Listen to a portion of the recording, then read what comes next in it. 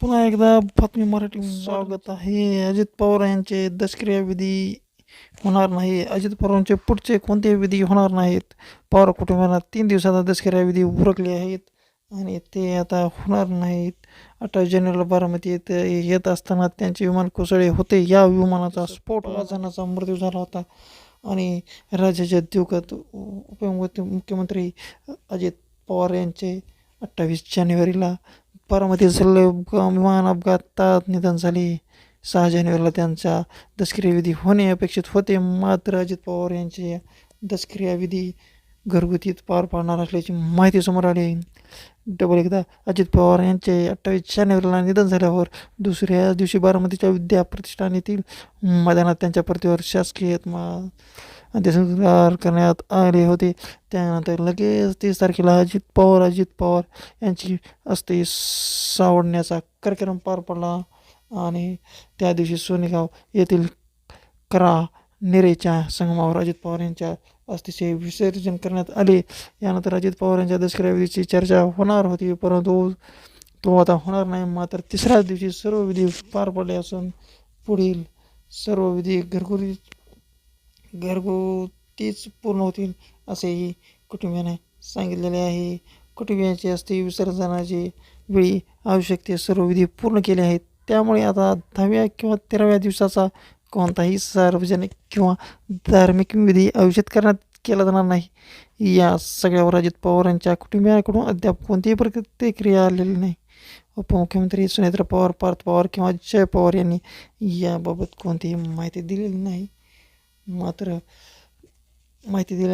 मात्र पुरोगामी व शपथ 3 दिवसातच सर्व विधी उरकले आहेत.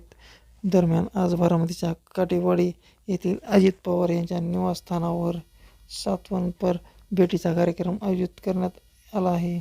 3 जानेवारीला अजित पवार यांच्या पत्नी सुनेत्रा पवार यांनी मुख्यमंत्रीपदाची शपथ घेतली होती. सुनेत्रा पवार यांनी सोमवारी कराड येथे यशवंतराव चव्हाण यांच्या समाधीचे दर्शन घेतले होते. यानंतर सुनेत्रा पवार पुन्हा बारामतीत परतल्या होत्या. सुनेत्रा पवार या मंगळवारी काटेवाडी येथे असणार आहेत. काटेवाडी येथील सहयोग या निवासस्थानी पवार कुटुंब दुपारी 4 वाजेपर्यंत सातवनपर भेटी स्वीकारणार आहेत. त्यामुळे आज सकाळपासून काटेवाडी येथे पवार कुटुंबांना भेटण्यासाठी लोकांची खूप गर्दी लागलेली आहे आणि सूत्रांच्या माहितीनुसार पार्थ पवार यांना राज्यसभेवर घेण्याचा मार्ग मोकळा झालेला दिसतोय. सुनेत्रा पवार यांची राज्यसभेची 2 वर्षाचा टर्म बाकी आहे.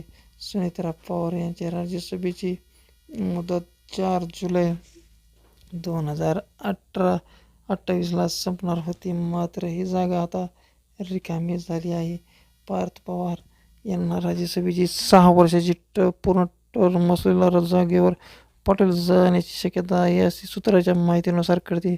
राज्यसभेची ही जागा भरली जाईल त्यासाठी पार्थ पवार यांना मोर्चा बांधणे सुरू केल्याचेही दिसत आहे आणि सुनेत्रा पवार उपमुख्यमंत्रीपद झाल्यापासून ही जागा खालीच आहे आणि पार्थ पवारांचा रस्ता रिकामा झाला आहे.